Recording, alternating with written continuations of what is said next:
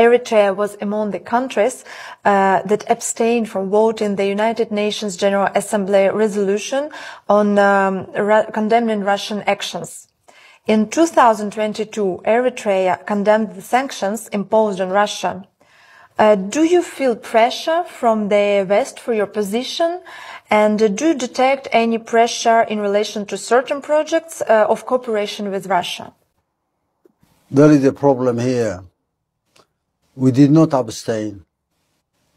We were against the imposition of sanctions against the Russian Federation. It's not because we are doing any favor to the Russian Federation. This is war declared on Russia, led by Washington and NATO. So it's very clear, it's a very simple thing. And as I indicated earlier, this war was declared 30 years ago, probably. During after the end of the Cold War, this idea of hegemony came. Control everything, influence the world, divide the world into areas of influence. And it's not only expanding influence.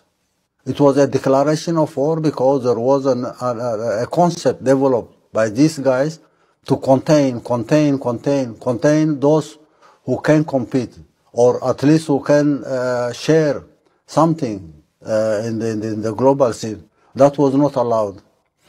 And because of the background of the Cold War era, this obsession of containing Russia was there for the last 30 years. It's nothing new.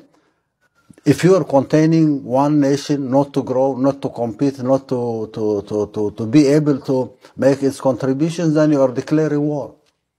I wouldn't be sitting here waiting for someone to contain me with sanctions, with obstructions, with confusion, all sorts of things. This is a declaration of war.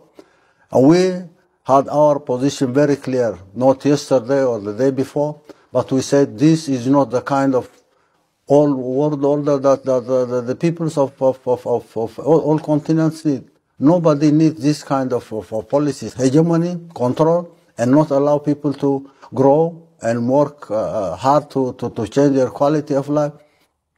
This idea of war in Ukraine or war between the Russian Federation and Ukraine is not true at all. This is war declared by NATO and Washington against the Russian Federation for the last 30 years. This has been going on and on and on for the last 30 years. How